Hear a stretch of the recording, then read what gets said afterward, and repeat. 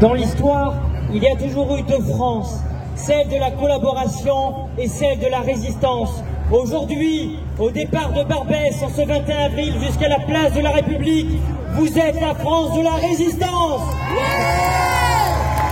La France pour qui toutes les vies ont la même valeur. Mes amis, si nous sommes ici rassemblés en ce 21 avril au départ de Barbès, c'est grâce à l'initiative de deux femmes extrêmement fortes, de deux femmes qui pourraient être ma mère. C'est Yessa et c'est Amal, c'est des femmes dignes, c'est des femmes qui se battent pour l'avenir et pour la dignité de leurs enfants.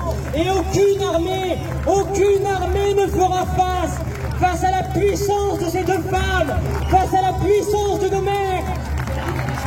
Ils ne sont rien à côté d'elles, rien du tout.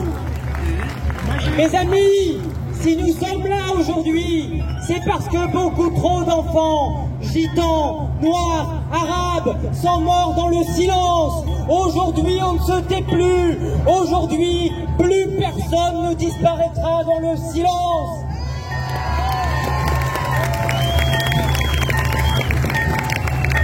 Mes amis, aujourd'hui, nous lançons un appel aux sauvages, aux indigènes, aux barbares de la République. Nous devons l'abattre, cette République.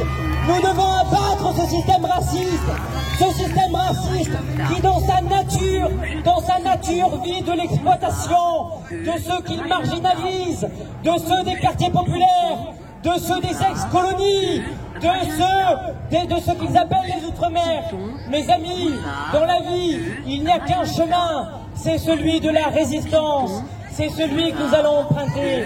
Vous savez, moi, j'avais une femme extrêmement importante dans ma vie, c'est ma grand-mère.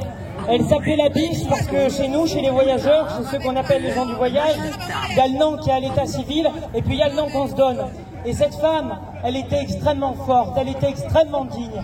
Elle a appartenu à une génération que l'État français a voulu enfermer dans des camps de concentration en France. Et même après la libération, dans un gouvernement où des communistes étaient présents. Alors, aujourd'hui, ce que nous voulons dire, grâce à Yessa et Amal, c'est que les Blancs qui viennent parler à notre place, ça suffit. C'est nous qui parlons aujourd'hui. Ce sont nos luttes. C'est notre résistance. Mes amis, vous savez, quand ils ont voulu interdire cette marche, ils ont dit, il y a des risques de troubles à l'ordre public. Mais moi, ce que j'ai vu tout à l'heure, c'est que vous étiez magnifiques, nous étions magnifiques en train de danser. Et pour eux, ça, c'est une violence. C'est une violence parce qu'ils pensent que l'espace public, c'est que pour eux. Mais nous, on l'occupe. C'est nous qui l'occupons. Nous allons le prendre de gré ou de force.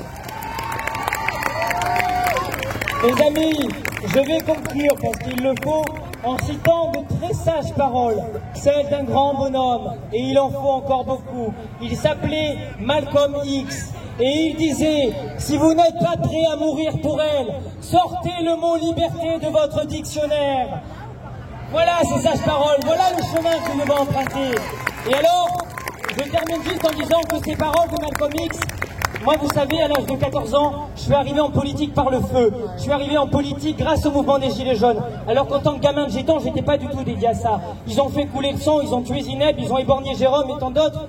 Mais il y a des hommes qui ont été debout. Il y a Christophe Détinger qui est là aujourd'hui, qui avec ses poings, a fait reculer le pouvoir. Et alors aujourd'hui, nous allons être cette chaîne d'union qui va les faire reculer, qui va les abattre.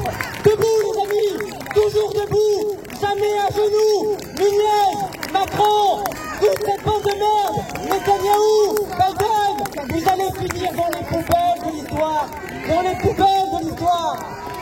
Merci.